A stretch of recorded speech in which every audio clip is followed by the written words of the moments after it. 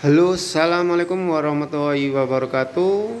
Teman-teman, jumpa lagi di channel saya teman-teman ya, Berkah Konsen. Oke, kali ini saya mau konten tentang anemon piring teman-teman ya. Jadi di sini saya ada kasus anemon piring saya ini tiba-tiba rusak teman-teman, rusak. Jadi buat teman-teman yang mau pindah anemon piring itu teman-teman ya, dipegang bagian bawahnya teman-teman ya. Jadi waktu itu dia mekar bagus, saya pindah ke depan, saya pegangnya seperti ini teman-teman. Jadi di piringannya itu kan bulat, di piringannya itu saya pegang langsung seperti ini, saya tekan, kemudian saya pindah, ternyata ada rusak satu kulitnya ya, kemudian dia merambat seperti itu, merambat. Nah ini kalau sudah seperti ini kondisinya ya, nanti semakin lama kerusakannya semakin besar, nanti dia mati teman-teman. Jadi buat teman-teman yang punya anemon piring, saya sarankan kalau mindah itu hati-hati ya. Jadi dipegang bagian bawahnya pelan-pelan, kemudian ditaruh di tempat yang aman. Jadi jangan dipegang langsung digempit pakai tangan seperti ini teman ya, dicepit pakai tangan seperti ini, dipegang piringannya, pojokannya itu jangan. Jadi dipegang dasarannya seperti ini teman-teman. Jadi teman-teman harus pegang dasarannya seperti ini. Nah kalian bisa lihat teman-teman, jadi anemon piring itu pegangnya harus seperti ini, bagian dasar.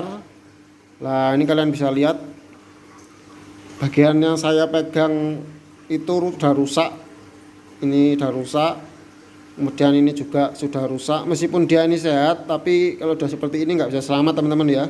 Bisa dilihat dari bagian bawahnya teman-teman, kalian bisa lihat teman-teman, bentar ya. Nah ini bagian bawahnya, kalau dagingnya sudah kulitnya sudah mengelontok ya, mengelupas gini kulitnya ya, ini berarti indikatornya sudah wassalam teman-teman. Pasti ke depan dia wassalam. Saya nggak tahu lagi kalau di laut ya, tapi kalau kalau di akuarium kebanyakannya wassalam. Jadi waktu itu saya pegangnya seperti ini teman-teman.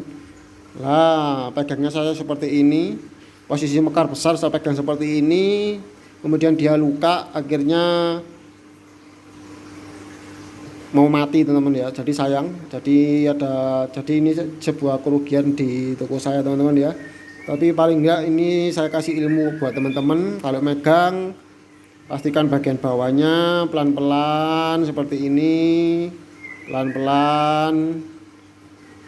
Nah seperti ini teman-teman ya, megangnya benar seperti ini. Jangan dipegang seperti saya tadi ya, salah. Ini nanti saya buang ini sebelum meracuni akuarium. Meskipun dia masih mekar bagus, tapi nanti saya buang karena kemungkinan selamatnya itu cuma 1% teman-teman ya. Jadi seperti itu. Oh ya, untuk anemon piring sendiri teman-teman bisa kasih makan ya, bisa kasih makan langsung udang, potongan udang dia mau, potongan udang live food ya, live food dia mau, disemprot dia mau, di direct food dia mau, apapun itu. Penempatannya kalau bisa jangan di atas pasir karena kurang awet ya. Kalau langsung di atas pasir, anemon piring penempatannya kalau bisa di atas batu atau dikasih tatakan pipa di bawahnya teman-teman ya. Jadi bagian kulit bawahnya itu tetap terkena arus. Karena kenapa, kalau langsung pasir dia airnya yang bagian bawahnya itu tersumbat, nggak